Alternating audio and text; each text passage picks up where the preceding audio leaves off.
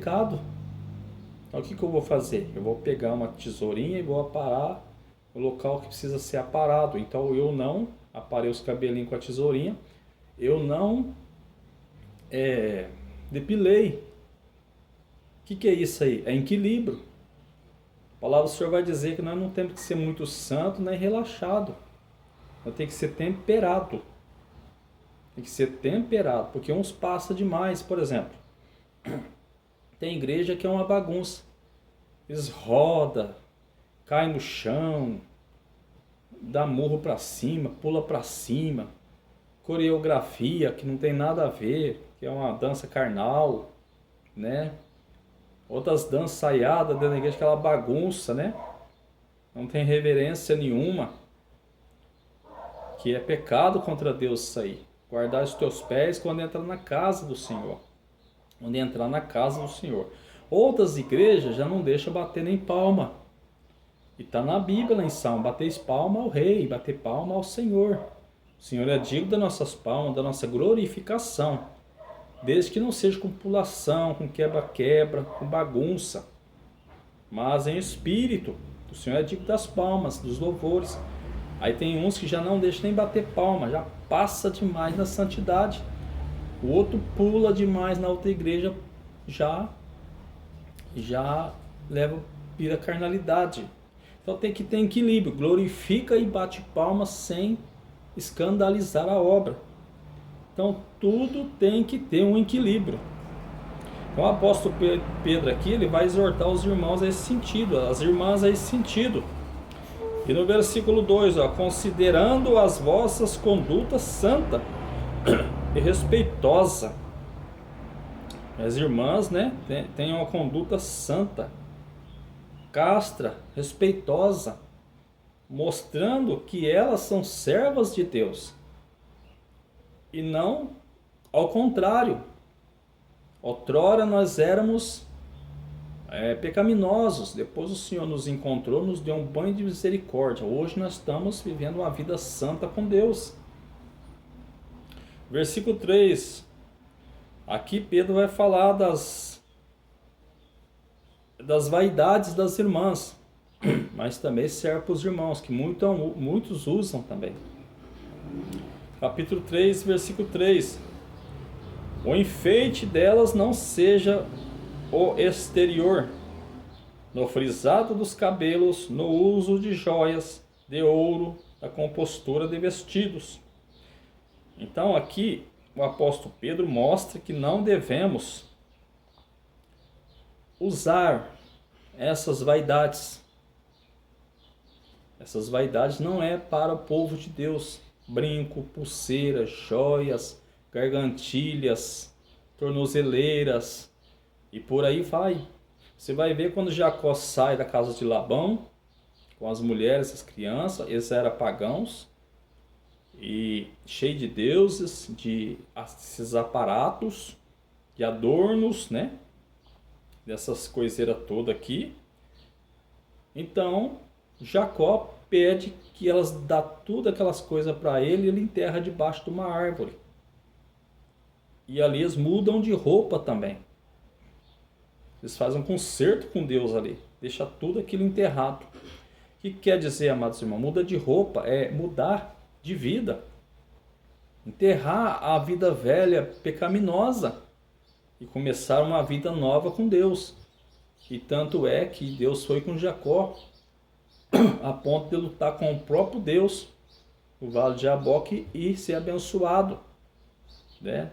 Daí vem o nome Israel, vem de Deus, porque o próprio Deus, ele muda o nome de Jacó para Israel, entendeu? Ali nasce o nome Israel, nasceu o nome Israel ali, porque quando Deus dá o nome de Israel para Jacó, nasce o nome Israel.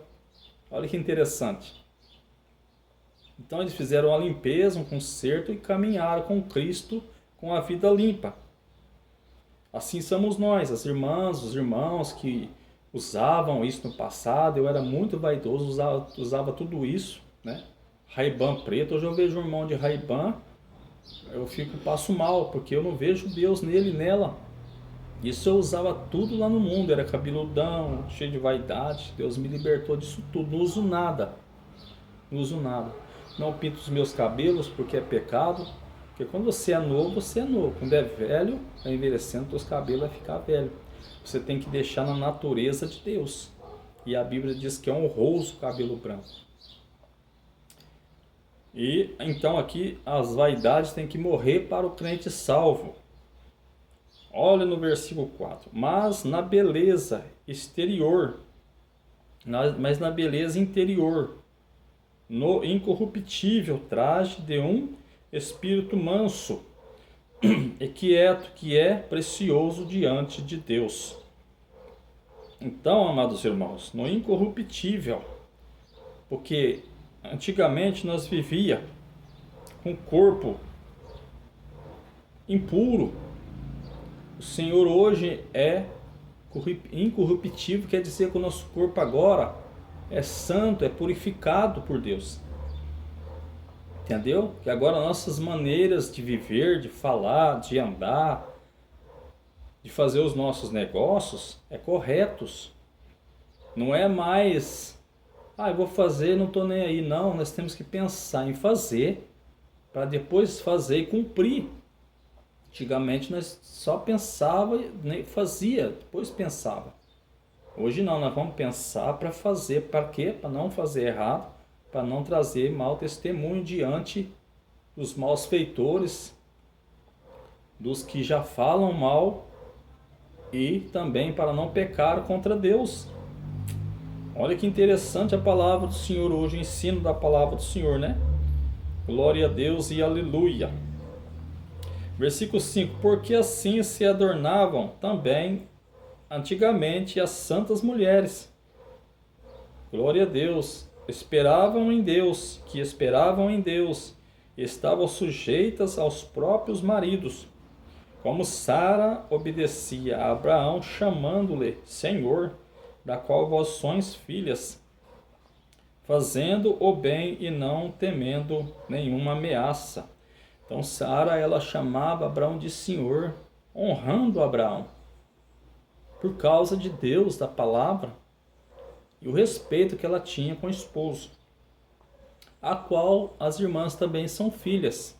Está dizendo aqui que é para as irmãs seguir o exemplo de Sara, honrando e obedecendo os vossos maridos, desde que não fere a palavra do Senhor, não fere aquilo, não fira aquilo que o Senhor, que é pecado, né? Tudo aquilo que é pecado, tanto o esposo como a esposa tem que dizer não. Por quê? Porque é pecado diante de Deus. Mas viver em união, em prudência, né? Os esposos amando as esposas. Aqui não está falando para as esposas ser tapete de ninguém. E outra coisa, aqui está falando para ser submissa aos esposos. Se chegar outro homem dando ordem, não aceite. Só o esposo. E nisso aqui, também ela está sendo submissa porque o esposo estão amando elas. E estão tratando bem. Isto é, união agradável a Deus. Olha no versículo, glória a Deus, 7. Igualmente vós, maridos, vivei com ela com entendimento, dando honra à mulher, como vaso mais frágil, mais fraco, como aqueles que juntamente com ela sois herdeiros da graça da vida, para que não sejam impedidas as vossas orações.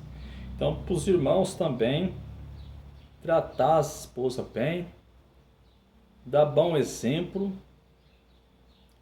ter uma vida santa, cuidando da esposa como o vaso mais fraco, ajudando espiritualmente, materialmente, e está dizendo para as orações não serem impedidas. Por quê? Porque o casal que vive em contenda, em dissensão, desonrando um ao outro, as orações não é ouvida, não é recebida. É muito feio um esposo maltratando a esposa maltratando o esposo. Deus não está no meio disso. E as orações não é respondida por Deus. Porque sem união no lar, não adianta dizer que tem 40 anos de crente. Não adianta. Então, amados irmãos, vamos ser unidos, o esposo com a esposa, dando bom testemunho, um cuidando do outro, para quando dobrar o joelho as orações subir como flecha, né? E Deus responder as orações e no arrebatamento não ficar ninguém, porque o casal em contenda, no arrebatamento não sobe nenhum. Porque Deus vai chegar, o casal está em contenda, um maltratando o outro. Então aqui está falando para honrar um ao outro, respeitar e andar firme um com o outro, agradando a Deus em união. Amém? Sim, fico com essa palavra e que Deus abençoe a todos em nome de Jesus. Amém, amém, amém.